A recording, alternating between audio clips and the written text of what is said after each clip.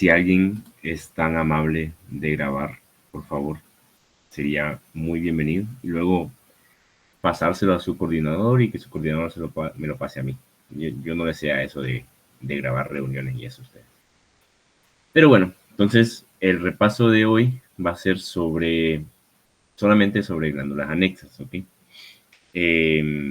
La parte urinaria, pues, al menos yo no la voy a dar en este repaso, ¿verdad? Solo glándulas anexas, porque generalmente es lo que más hace falta por ver a la hora de la práctica, ¿verdad? Generalmente las placas urinarias son las primeras que se miran y anexas queda un poquito por fuera, pues. Pero pues esta semana van a examencito de ambas, ¿verdad? Entonces tienen que saberle a ambas.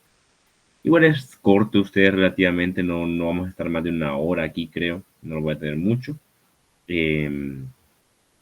Entonces, vamos comenzando. Cualquier duda que les surja, pueden interrumpirme en cualquier momento, pueden escribir al chat, levantar la mano, lo que sea, y yo les respondo con gusto. ¿Me escuchan bien? ¿Pueden ver mi pantalla? Sí, sí la podemos ver. Ok, perfecto. Bueno, entonces vamos a ir comenzando, ¿verdad?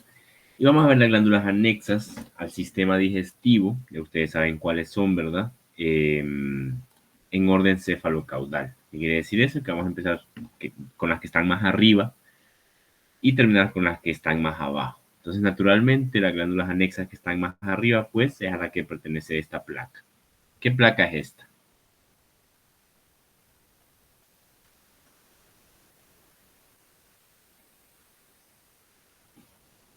¿Alguien sabe qué placa es esta?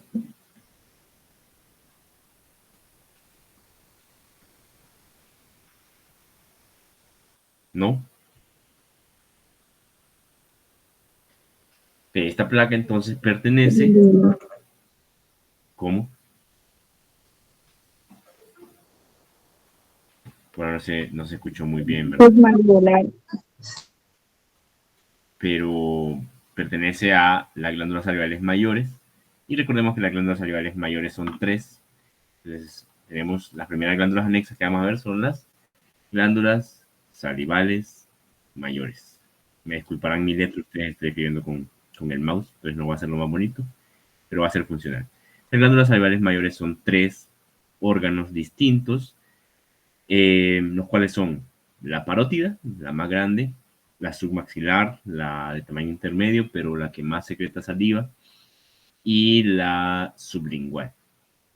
Las tres glándulas se ven en el laboratorio, hay placas de las tres glándulas salivales mayores y tienen que saber diferenciar las tres. Ok, aún no hemos dicho cuál de las tres es esta, ¿verdad? Primero, antes de decir cuál de las tres es, hablemos de las características generales de las glándulas salivales mayores, las que tienen que saber ustedes, al menos para el laboratorio.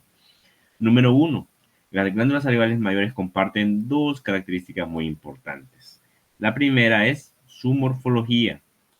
¿Se acuerdan de primer parcial cuando vimos la práctica de glándulas? Que es la segunda práctica del laboratorio realmente. Pues las glándulas salivales mayores son glándulas exocrinas, ¿verdad? Entonces, ¿cuáles eran las morfologías de las glándulas exocrinas? Se dividían en acinares, tubulares y podían ser compuestas o ramificadas, ¿verdad? En este caso, la morfología glandular de las glándulas salivales mayores va a ser de las tres, túbulo, acinar, compuesta. ¿Ok? Tac. Túbulo acinar compuesta. Las tres glándulas salivales mayores son túbulo acinares compuestas. Creo que en Ross no sale esto, sino que en el libro que sale es en Garner. Entonces ya saben, si les preguntan por morfología, es túbulo acinar compuesta y ustedes pueden perfectamente sostenerse con la bibliografía de la clase, que es Garner también, ¿verdad? Bien, entonces esa es la primera característica que comparten las tres glándulas salivales mayores. ¿Cuál es la otra? Va a ser su unidad morfofuncional. Ya saben que a nosotros en el laboratorio nos encantan las unidades morfofuncionales y siempre que un órgano tiene una unidad morfofuncional, tengan por seguro que si les enfocan esa placa se la van a preguntar. ¿Cuál es la unidad morfofuncional de las glándulas salivales mayores?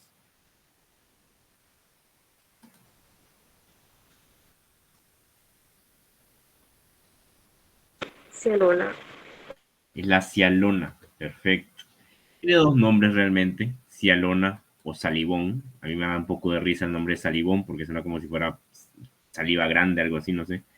Pero es más científico el nombre de sialona, pues. Entonces, cualquiera de los dos nombres está bien. Los dos nombres son aceptados, sialona o salivón. Entonces, la unidad morfofuncional de las glándulas salivales mayores, de las tres, es la sialona.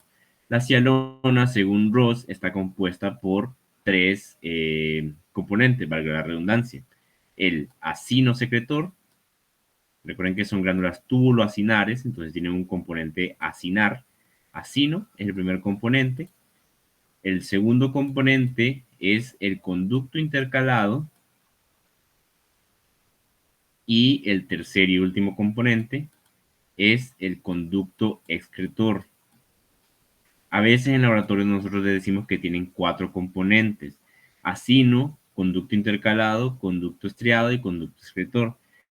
Pero realmente, según Ross, según la bibliografía de la clase, estos tres son los únicos componentes de la sialona: el acino secretor, el conducto intercalado y el conducto excretor. ¿Ok?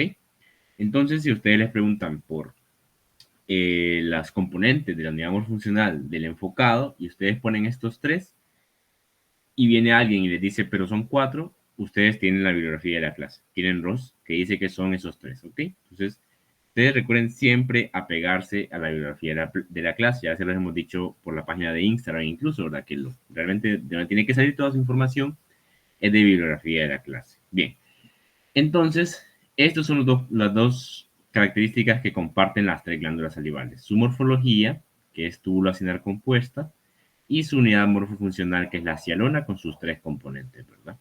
Ahora sí, entonces, si comparten estas dos características, realmente, ¿cuál es la característica que me diferencia a las tres glándulas salivales? Va a ser los acinos, ¿ok? El tipo de acino por el que está compuesto principalmente la glándula es lo que va a cambiar. Si de nuevo volvemos el tiempo atrás hacia la primera práctica, hacia glándulas, recordemos que hay dos tipos de acinos principalmente, ¿ok? ¿Cuáles son esos dos tipos de acinos?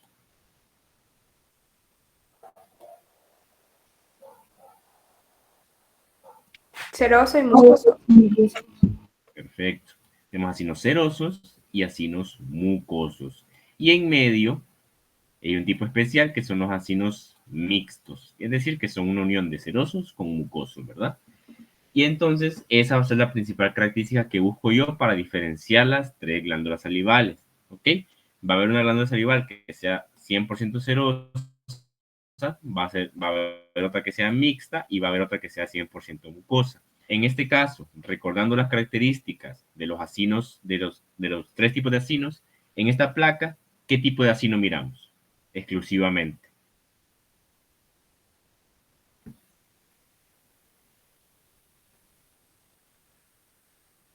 Cerosos. Correcto. En esta placa, yo no estoy viendo ni un solo acino mucoso, ni siquiera acinos mixtos. Estoy viendo al 100% acinos serosos. Recuerden las características de los acinos serosos, entonces, es que son estos circulitos, estas pelotitas, que son basófilos, básicamente. Entonces, si yo veo una placa así, que tiene 100% acinos serosos, entonces la glándula salivar que estoy viendo yo es la glándula parótida. ¿Ok? Entonces la parótida se va a caracterizar por estar compuesta al 100% por acinos serosos. Dice la bibliografía que es un 95%, que podemos encontrar acinos mucosos, pero realmente eso es rarísimo ustedes. Y les tienen que enfocar a ustedes así, que se mire todos los acinos que se miren sean serosos, ¿ok? Ahora bien, esta placa la podemos confundir con otra que viene más adelante, que es el páncreas exócrino, también compuesto por acinos serosos. ¿Cómo diferencio entonces yo parótida de un páncreas exócrino? Por esto, ¿qué es este tejido que estoy encerrando yo? Este tejido que es blanco, que ya hemos visto también en primer parcial. Adiposo. Tejido adiposo, perfecto. Correcto. Entonces la presencia de tejido adiposo a mí me dice que esto no es un páncreas. Inmediatamente yo miro entonces, es una placa que tiene 100% acinos serosos, además tiene presencia de tejido adiposo. Esto es una glándula parótida, ¿ok? Todo esto que vemos aquí son los conductos excretores de la glándula parótida. ¿Ok? Pero ustedes no se preocupen por identificar esos conductos, que realmente nosotros no les preguntamos eso. Lo que tienen que saber entonces es diferenciar las tres glándulas entre sí y saberse estas dos características, porque les van a enfocar, por ejemplo, les enfocan esta placa, primero tienen que identificar que es una parótida y después les pueden preguntar cuál es la morfología del enfocado, sería túbulo acinar compuesta, o les pueden preguntar cuál es la unidad morfofuncional del enfocado y ya saben ustedes que es la cialona saliván, y les pueden preguntar los componentes de dicha unidad morfofuncional. Y realmente esas dos preguntas son válidas para las tres glándulas salivales mayores, porque como les dije al principio, estas dos características las comparten las tres. Entonces ustedes les pueden enfocar tanto una parótida como una submaxilar, como una sublingual, y les pueden preguntar esto mismo. Y la respuesta sería la misma para las tres, ¿verdad? Realmente la dificultad de las glándulas salivales mayores recae en, pues, diferenciar entre los tres tipos. No tanto en recordar como morfología o unidad funcional, porque como les digo, lo comparten. Lo que tienen que saber ustedes es diferenciar una de otra. Bien. Entonces, parótida, por último, ya para terminar con parótida, recordemos, caracterizada por 100% acinos serosos y presencia de tejido adiposo. ¿Ok? Entonces, avanzando, ¿esta glándula seguirá siendo parótida o ya cambiamos de glándula?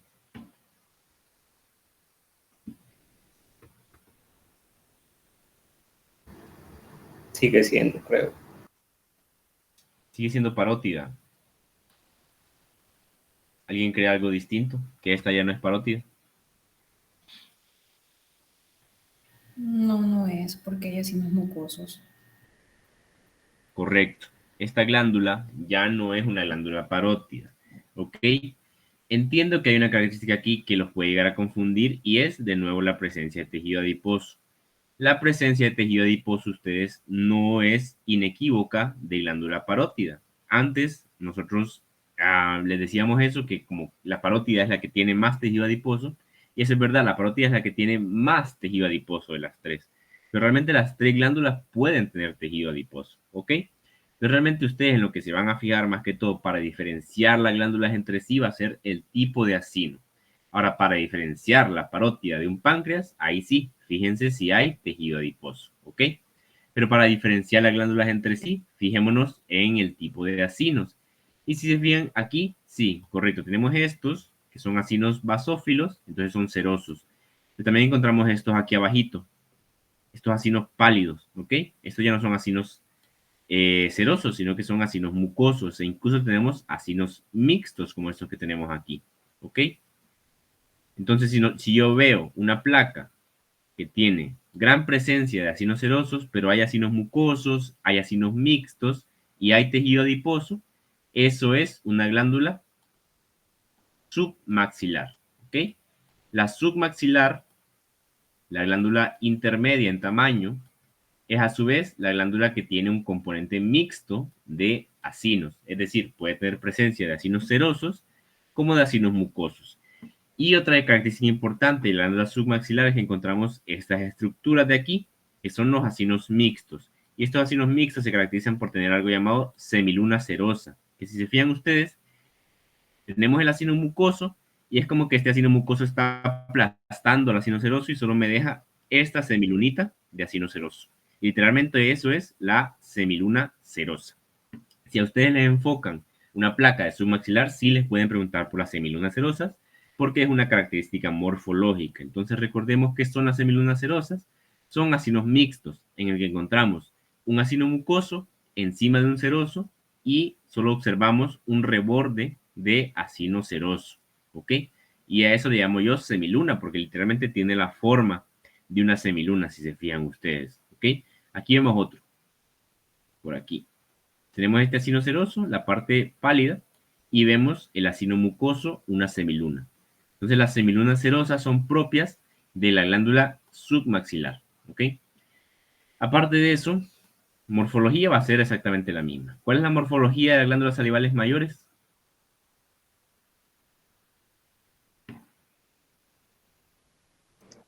Tuvo la Túbulo cina acinar compuesta. compuesta. Correcto, son túbulo-acinares compuestas.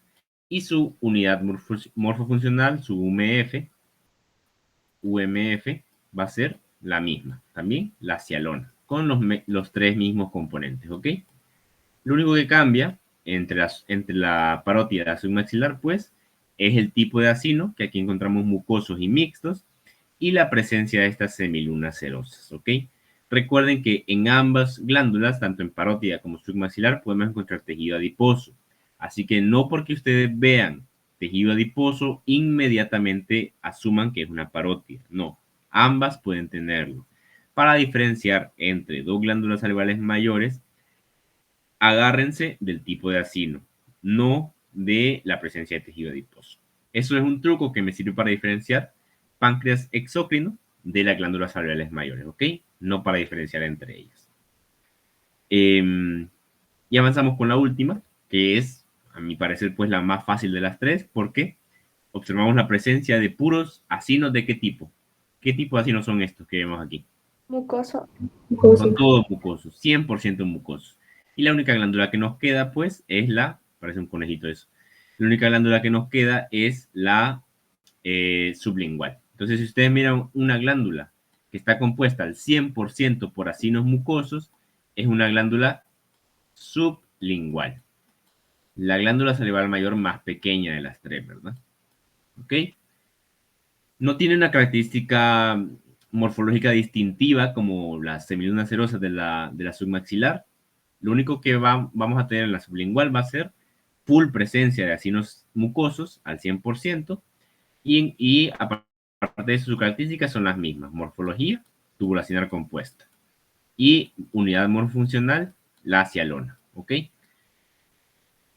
Entonces, eso es básicamente glándulas salivales mayores. ¿Qué tienen que saber sí o sí? La morfología, que las tres comparten la misma; la unidad morfofuncional, las tres comparten la misma; los tres componentes de la unidad morfofuncional; y cómo diferenciar entre las tres tipos de glándulas, ¿ok? Recuerden que la característica de la que ustedes se tienen que agarrar para diferenciar los tres tipos de glándulas son el tipo de acino que compone la glándula. Si es 100% serosa, es parótida. Si vemos presencia de acinos serosos con acinos mucosos, es submaxilar. Y si vemos que es 100% mucosa, es sublingual. Ahora recuerden no confundir las glándulas salivales mayores con el páncreas exocrino. Ya vamos a ver más adelante el páncreas exocrino. Ese puede ser un posible versus también. Para diferenciar eso, vamos a ver la presencia de tejido adiposo, que en el páncreas no debería de haber tejido adiposo realmente en sus enfoques, ¿verdad? Y eso sería glándula salival mayor. ¿Tienen dudas con cualquiera de las tres placas o en general con glándulas salivales mayores? ¿Alguna duda?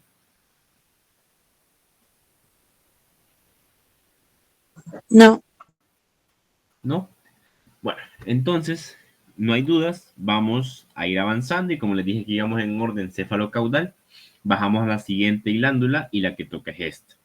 Ahora, esta glándula que tengo aquí, muchos ya la habrán identificado, es bastante fácil identificar la placa realmente, pero este es el grueso de la práctica, ustedes. Esa placa tiene mucha información, así que aquí sí los quiero bien despiertos y prestando atención, porque sí es un poco pesadita la placa realmente en cuanto a información.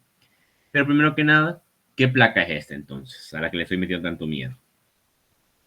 Hígado. Es una placa de hígado, correcto. Buena parte de las placas de hígado, no todas, ojo, van a tener esta tinción característica, como rojiza, como rosadito. Entonces, es bien fácil de identificar hígado realmente. Lo difícil es recordar el montón de información que tiene, pero vamos a hacerlo un poquito más digerible, ¿ok? Bien, entonces, aparte de la tinción, ¿de qué me puedo agarrar yo para identificar hígado? Porque como les digo, no todas las placas tienen esta misma tinción. La mayoría sí, pero no todas. Otra cosa a la que me puedo agarrar es que esta placa tiene un montón de hoyos, ustedes. Tiene hoyo por aquí, hoyo por aquí, hoyo por aquí, hoyo por aquí. Entonces, si yo miro una placa con esta tinción rojiza, rosadita, con un montón de hoyos, eso sí o sí es hígado, ¿ok? Pero miremos esta, por ejemplo. Esta no tiene esa tinción rosadita tan bonita. Tiene una tinción más pálida, pero tiene un montón de hoyos siempre. Tenemos uno por aquí, otro por aquí, hoyo por aquí, por aquí, por aquí, ¿ok? Entonces, esa es como la característica morfológica distintiva de hígado para que ustedes lo identifiquen. Ahora, ¿qué son todos ese montón de hoyitos? ¿Ok? El hígado, al ser un órgano tan grande, es la glándula más grande de nuestro cuerpo, tiene mucha vascularización, mucho drenaje venoso, tiene muchas funciones, Ya ustedes a nivel teórico tendrán que manejar las funciones. Para su examen teórico de hígado son un montón, ¿verdad? Producción de bilis, producción de hormonas, almacenamiento de vitaminas, modificación de hormonas, etcétera. Pues. Entonces, todo este montón de hoyitos, de componentes, le ayudan al hígado a cumplir esa función. Bien, pero no los quiero aburrir con lo teórico de hígado, sino vamos al punto. Pues. ¿Qué es realmente lo que ustedes necesitan saber de la placa de hígado para el laboratorio? ¿Ok? Primero que nada, el hígado es una glándula mixta, en el sentido de que tiene función tanto endocrina como exocrina. La función endocrina es la modificación de hormonas, la función exocrina es la producción de la bilis. ¿Cuál es la morfología de hígado? Hígado no tiene una morfología exocrina, sino que tiene solo morfología endocrina. Y recordemos, las morfologías endocrinas eran cordonal, en acúmulos y folicular. En este caso, el hígado es una glándula de morfología cordonal. ¿Ok? Eso sí se lo tienen que saber para el laboratorio. Morfología del hígado, glándula cordonal. ¿Ok? ¿Cuál es la unidad morfofuncional del hígado? También tiene una.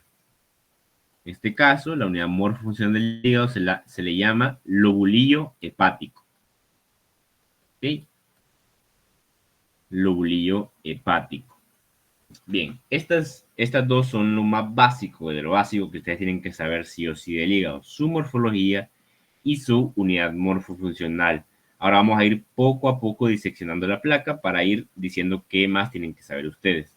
Número 2, tienen que saber los componentes de ese lobulillo hepático, ¿verdad? El lobulillo hepático va a estar compuesto, número 1, de cordones de hepatocitos. Por eso la glándula es de morfología cordonal, porque está compuesto por cordones de hepatocitos, ¿ok? Está compuesto, número 2, por venas centrales. Que las venas centrales son los agujeritos más grandes que vemos. Esta que estoy aquí encerrando es una vena central. Número 3, por triadas portales. ¿Alguien se sabe los 3 componentes de una triada portal?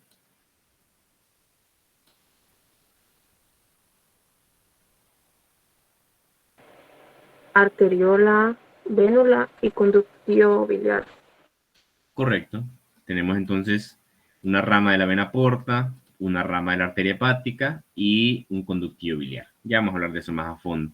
Y número 4, el último componente, son un conjunto de espacios, los cuales ya vamos a ir diciendo también. Tenemos el espacio de Dice y el espacio de Moll. ¿Sí? Entonces, estos 4 son los componentes de un lobulillo hepático. Los cordones de hepatocitos, la vena central, las triadas portales y los distintos espacios. ¿Ok? Bien, ¿qué otra cosa tienen que manejar ustedes de la plaquita de hígado? Las células que hay en el hígado. ¿Ok? Son 4 células. Ya les di una. La principal, que son los hepatocitos. ¿Ok? Entonces tenemos la primera célula, los hepatocitos.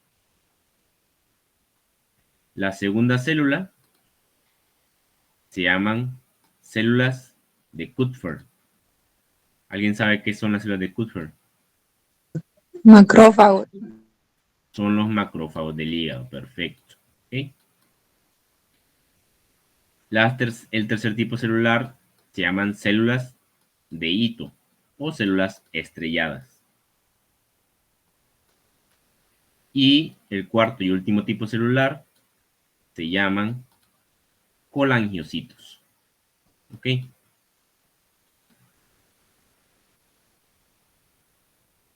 Colangiocitos. Creo que lo escribí mal ahí.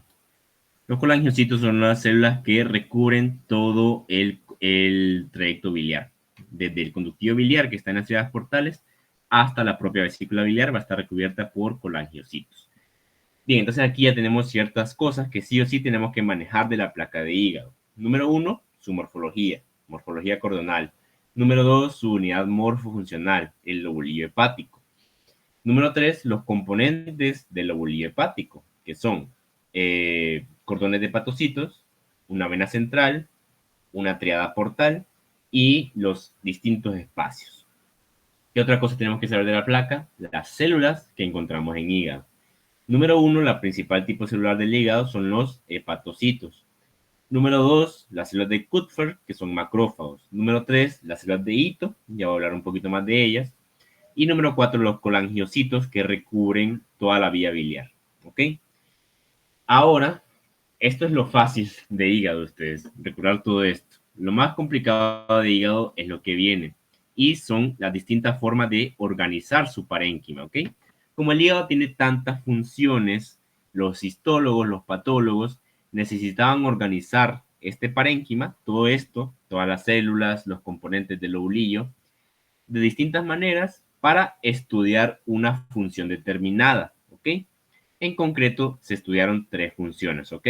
La irrigación del hígado, la función exocrina del hígado, es decir, la producción de bilis, y la oxigenación de los hepatocitos. Esas 3 cosas son las que los patólogos querían estudiar. Y como hay 3 cosas, pues desarrollaron 3 formas distintas de organizar el parénquima del hígado. Pasemos a la siguiente porque aquí se mira, se nota un poco mejor. Bien, entonces, ¿qué son estas 3 formas de organizar el parénquima del hígado que les estoy hablando?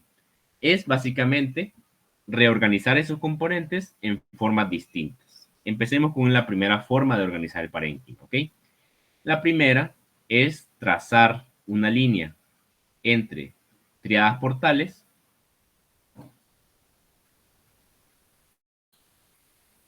y dejar una vena central en el centro. A esta forma de organización se le denomina lobulillo clásico. No confundir con el lobulillo hepático. El lobulillo hepático es la unidad morfofuncional. El lobulillo clásico es una forma de organización del parénquima, ¿ok? Lobulillo clásico.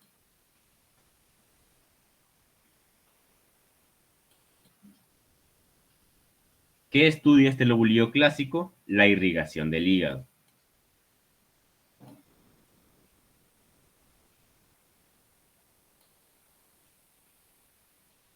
¿Cómo? ¿Cómo estudia esta irrigación? Pues recordemos los componentes de la triada portal rápidamente. Era una arteria hepática, una rama de la vena porta y un conductillo biliar. ¿Ok? Entonces, la irrigación comienza aquí, en la triada portal, con la arteria. Y termina aquí en el centro, con la vena central. Entonces, básicamente, estudia cómo es la irrigación del hígado. ¿Ok? Bien, entonces este es el lobulillo clásico, la primera de ellas. Ahora bien, ¿cuáles son las otras? Regresemos un poquito a esta anterior. De aquí tracemos lo mismo. Tenemos esta vena central en el centro, valga la redundancia, triada aquí, triada aquí, triada aquí, triada aquí, ajá, así. ¿Okay? Entonces, este sería de nuevo un lobulillo clásico, ¿verdad? Ahora, ¿cuál es la siguiente forma? La siguiente forma se llama lobulillo portal. Y aquí ya no voy a tomar la vena central como el centro de mi lobulillo, sino que lo que tomo es una triada portal, ¿ok? Y tomo venas centrales en los vértices. Entonces, tengo una vena central por aquí, tendría otra por aquí arriba quizás, así. Y si se fijan, esto me forma un triángulo. El lobulillo clásico es un hexágono, el lobulillo portal es un triángulo. ¿Okay? Y en el centro me queda la triada portal. Yo sé que parece que estoy hablando en chino ustedes, pero ya va a tomar más sentido todo esto. ¿Ok? Entonces, a este triángulo se denomina lobulillo portal. Y este me estudia la función exocrina del hígado. ¿Ok? El triángulo es el lobulillo portal.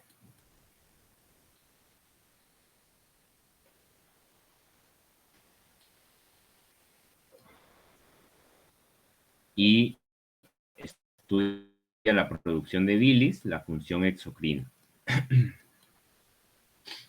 Exocrina. ¿Ok? ¿Por qué? Como aquí tenemos la triada portal en el centro y ahí tenemos el conductillo biliar, pues estudia hacia dónde va la bilis, básicamente. Por último, la última de las formas de dividir el hígado era la forma de estudiar la oxigenación de los hepatocitos, ¿ok? Esta forma también toma una tríada portal en el centro y forma una especie de rombo ustedes. Esta es la más rara de las tres. De por sí las otras tres eran raras, ¿va? Y hace esto, ¿ok? Por aquí, a este lado, tendríamos otro lobulio clásico y en el centro vamos a tener mi tríada portal. Y me divide a este se le llama acino hepático. Acino hepático. Y ese acino yo lo voy a dividir en tres zonas. La zona 1, la zona 2 y la zona 3. Básicamente estudia qué tan bien oxigenados están los hepatocitos. Los de la zona 1 son los mejor oxigenados porque están más cerca de la arteria hepática. Los de la zona 3 son los peor oxigenados porque están más cerca de la vena. Entonces están más cerca de la sangre menos oxigenada, ¿ok? Pero ¿cuál es la función de todo esto? ¿Y qué es lo que ustedes tienen que saber de todo esto? No se preocupen, no los van a poner a dibujar todo esto en examen. No.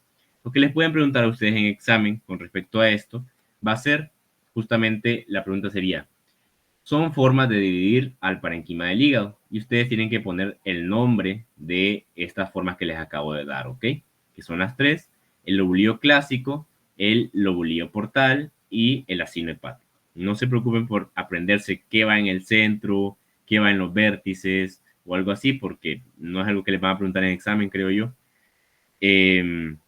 Pero sí sépanse cuáles son y sépanse qué estudia cada una quizás, ¿ok? Solamente eso. Entonces, para recapitular la placa de hígado, desde el principio, ¿cómo la identificamos? Primero, por su tinción característica. La mayoría son rosaditas, así con esta tinción. Y segundo, tienen un montón de agujeros, ¿ok? Ahora ya saben qué es cada uno de esos agujeros. La morfología del hígado. ¿Qué morfología tiene el hígado, habíamos dicho? Cordonal.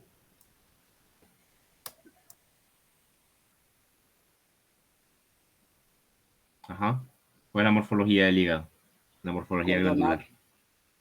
Una morfología cordonal, perfecto. Su unidad morfofuncional, el lobulio hepático. Las células, los componentes del lobulio hepático, la vena central, las tríadas portales, los cordones de hepatocitos y los espacios, ¿ok? Las células del hígado. Número 1, los hepatocitos. Número 2, las células de Kupffer. Número 3, las células de Ito. Y número 4, los colangiocitos, ¿ok? Y por último, las formas de organización del parénquima del hígado. Son tres: lobulio clásico, lobulio portal y acino hepático. ¿Y qué estudia cada una? El lobulio clásico estudia la irrigación del hígado.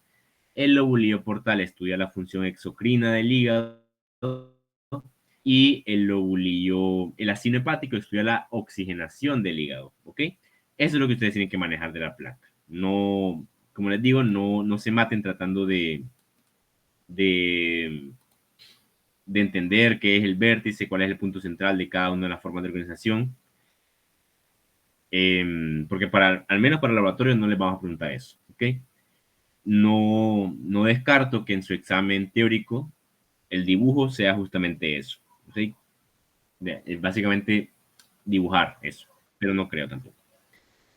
Bien, okay, este es un acercamiento de esta misma placa en el que observamos los hepatocitos bien de cerca, con su morfología cordonal, si se fijan, van en línea recta, por eso se llaman cordones de hepatocitos. ¿Ok? Ahora bien, esta placa es importante porque aquí vemos los espacios de los que les había hablado antes, que es uno de los componentes del lobulio hepático, ¿verdad? Aquí vemos los hepatocitos y vemos que entre hepatocitos hay un espacio, ¿ok? Aquí vemos células sanguíneas. Estos son los sinusoides hepáticos. Entonces, a este espacio que está entre hepatocitos, entre cordones, se le llama espacio perisinusoidal de Dice. ¿Por qué importa este espacio? Porque dentro de este espacio encontramos estas células, ¿ok? Que estas son las células de Ito. Uno de los 4 tipos celulares del hígado, ¿verdad? Las células de Ito, su función principal es almacenar vitamina A. Ellas son el principal almacén de vitamina A del cuerpo, ¿ok? Entonces, en el espacio perisinusoidal de Dice, que está ubicado entre cordones de hepatocitos, encontramos las células de hito que almacenan vitamina A. ¿Ok? Este es un acercamiento a una triada portal. Esta es la triada portal. Y vemos los tres componentes. Ustedes no se preocupen tampoco por identificar los tres componentes, pero realmente no es tan difícil de identificar tampoco. Esta de aquí es la arteria hepática. Este es el conductillo biliar. Y la más grande y deforme es la vena. Si se acuerdan de cardiovascular, de su práctica de cardiovascular, siguen las mismas características. La arteria tiene una morfología como bien ordenadita. La vena es bien deforme. Entonces, así diferenciamos estas. Y el otro conducto que nos queda es el conductillo biliar. Pero como les digo, tampoco les van a preguntar eso. ¿Cómo identificar cada uno de los componentes? No. Ahora aquí, en el espacio, en la triada portal, encontramos el segundo espacio, que es el espacio periportal de Moll. ¿Ok? Espacio de Moll. Pero ahí en ese espacio de Moll no hay nada importante. Nada más sepan que está dentro de la triada portal. Y eso es hígado ustedes. Yo sé que es un montón de info, pero repaso así rápido por última vez. Identificamos por tensión característica, un montón de agujeros.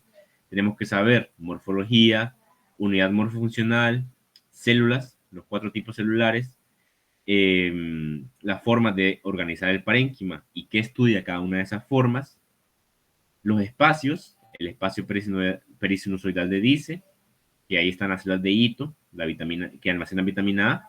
Les pueden enfocar esta placa, les pueden señalar las células de hito, aunque sería un poco castroso.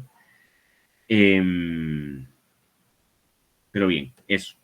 Los componentes de la triada portal no tienen que saber identificarlos, ¿ok? No se preocupen por eso. ¿Quieren que repita algo de todo lo que dije de hígado? Yo sé que es un montón. Si no lo entendieron a la primera, no se preocupen.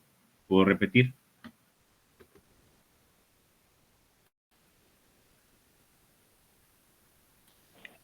¿El espacio de Moll en dónde se encuentra ahí en la triada?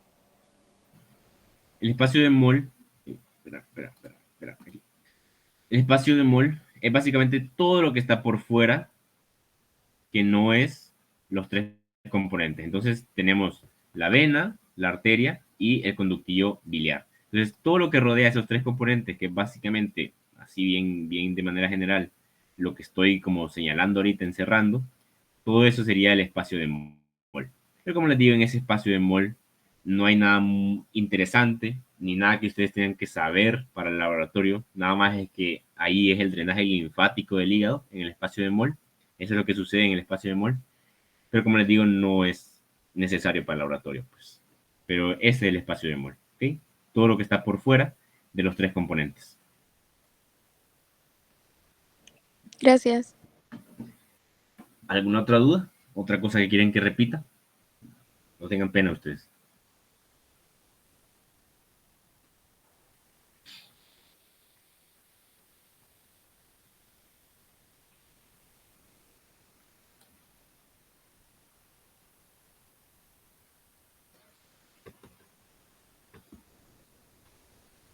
¿No? Bueno, entonces voy a asumir que todo quedó claro y avanzaríamos a la siguiente. Que la siguiente, la verdad, ya son 1000 veces más sencillas comparado a hígado. La siguiente es esta. Esta plaquita me da mucha lástima porque ustedes no la conocieron. Era como una de las placas más características del laboratorio, de las más bonitas, las favoritas de los alumnos e incluso de instructores, ¿verdad? Porque si se fijan, tiene un corazoncito la placa. Era bien bonito eso, ¿ok?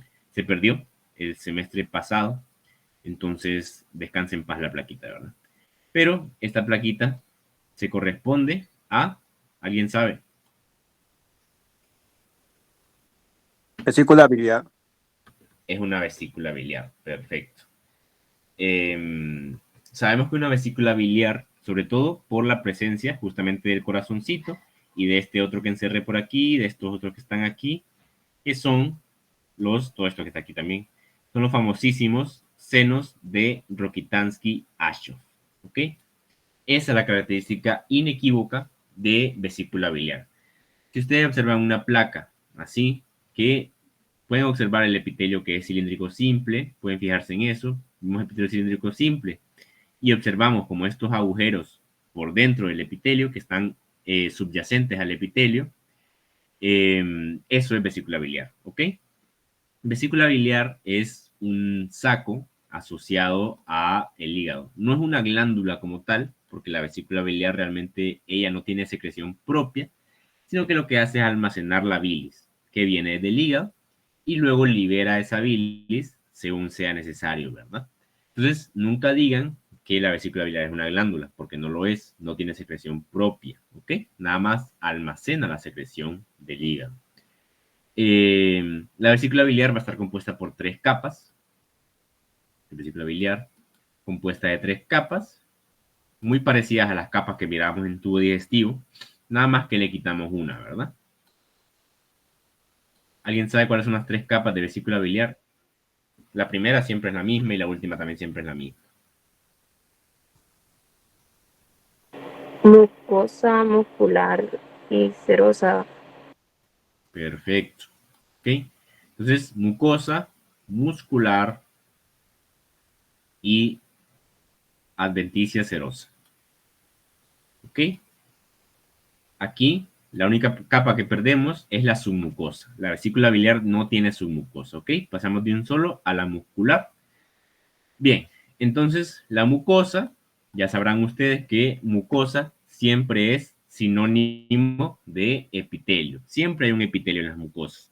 Y en este caso, el epitelio de la vesícula biliar es exactamente el mismo de tubo digestivo, de la mayoría de tubo digestivo al menos, que es cilíndrico simple, ¿verdad?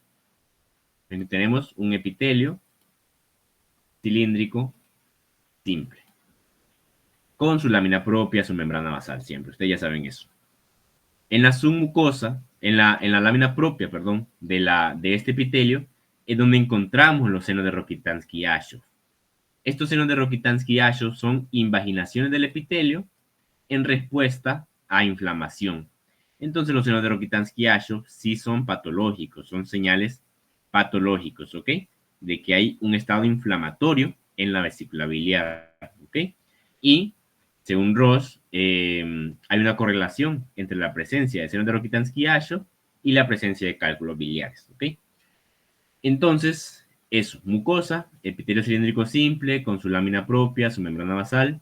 En la lámina propia de la mucosa encontramos los senos de Rokitansky-Ashov, que son invaginaciones de epitelio, patológicas, ¿ok? La muscular no tiene disposición como tal, no es cile, no es circular interna, longitudinal externa, sino que es al azar. ¿Ok? No tiene disposición como tal. Adventicia serosa, tiene ambas, ¿ok? Adventicia es la porción que está adherida al hígado, solo es tejido conectivo laxo-areolar, pero la serosa es la porción que está mirando hacia la cavidad abdominal. En ese caso se le agrega mesotelio, es la porción serosa, ¿verdad? Entonces, cuando ustedes les preguntan las 3 capas de vesícula biliar, en la tercera capa pongan adventicia serosa, adventicia barra serosa, ¿ok? Porque tiene ambas. Y eso es vesícula biliar, una placa rapidita, ¿ok? Bien fácil. Y súper fácil de identificar por la presencia de los senos de Rokitansky-Ashov. Antes era mucho más fácil por la presencia del seno de Rokitansky-Ashov de corazón, ¿ok? Recapitulando, ¿qué les pueden preguntar? Les enfocan la placa y les pueden preguntar, obviamente, que identifiquen la placa. Les pueden señalar un seno de Rokitansky-Ashov, tienen que escribirlo bien, ojo. Les van a escribir que pongan las 3 capas con su contenido, ¿ok? Esas son las posibles preguntas de vesícula biliar, nada muy complicado. Les voy a escribir Rokitansky-Ashov en el chat para que sepan cómo escribirlo.